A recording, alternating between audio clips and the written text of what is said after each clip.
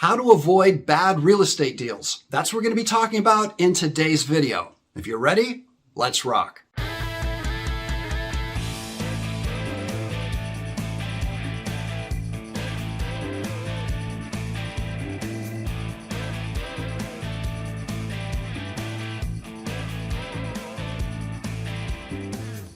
Hey, Mark Walters here. How to avoid bad real estate deals. That's what we're going to be talking about in today's video. It's just one of the things that we want to be focusing on within the 21 ways to generate income with real estate that I cover inside of my real estate income stacking handbook.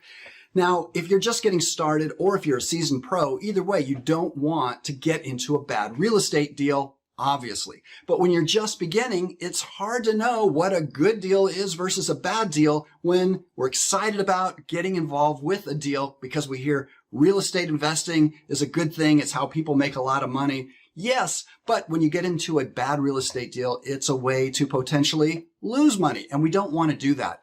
So I want to give you 2 ways to be focusing in right now so that you have the chance up front to know that this might not be a good real estate deal. Now, there's other criteria you can be looking at, of course, but I wanted to just focus in on 2. First and foremost, we want to be getting the deeds to properties that we're buying and that we're selling. So in order to do that, we need to have the proper financing. So when we can find the proper financing, being it transactional funding, extended transactional funding, hard money lenders, private lenders, however you're finding your funding, find out what the criteria is for those lenders to lend, because they don't want to lend on anything that is a bigger risk to them than they're willing to take, especially if you're dealing with seasoned lenders that understand real estate investors, real estate investing, and that their collateral is the property that's being invested in. So they need to have certain criteria. A lot of times that's going to be at least a minimum price below fair market value of X amount of dollars, and other criteria as well. So when you find out what their criteria is, so if they were to loan money and that deal goes south, that they're all right to loan that money because they know they can be doing something with that property in exchange for the default, you're not making the payment or you're not able to make something happen. The collateral for that lender is the home.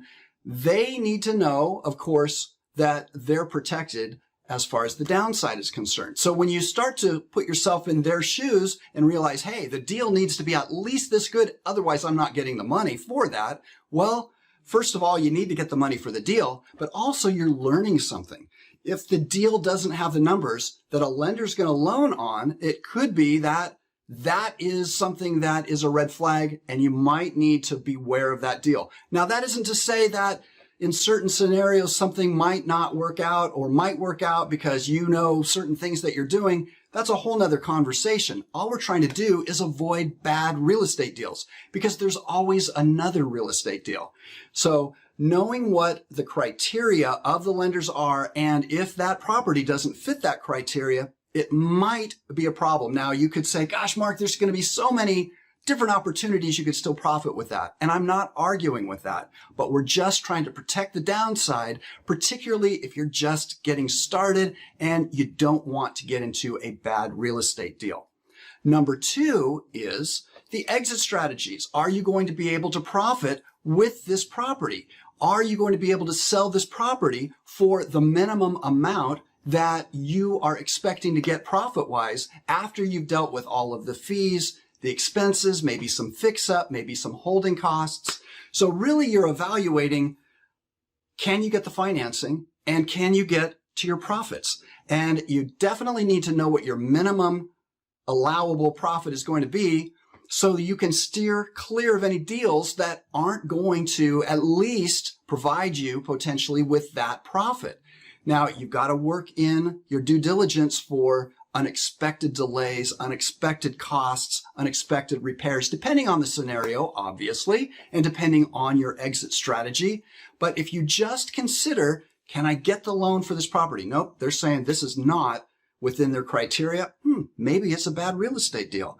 Or if you can't make a profit that's at least the minimum amount after all of the expenses, maybe that's something you want to just steer clear of. Not rocket science when you're talking about macro filtering like that. From there, if it passes that test, you can start to put it through other filters. But that's a really simple way to take some of the pressure off you, especially when you're just beginning or you're excited or you're motivated because you need money. So you're just thinking, I'm going to get into this deal because real estate's supposed to be good. And then you're in a worse position than you were before you started. So by looking at these two macro filters, helping you keep out of a bad real estate deal, at the very least, you know, I can't get the financing, I can't get the profits.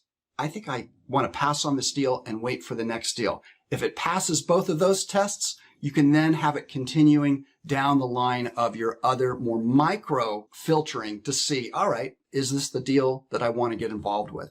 Really simple stuff. It's important when you are considering the different ways to generate income with real estate to lower your risk, protect the downside, and then with that, be able to recognize what looks good. We share all kinds of things like that inside of my real estate income stacking handbook. So if you don't already have your copy, I think you'll like it a lot. It comes with a lot of other things that I think you'll really enjoy.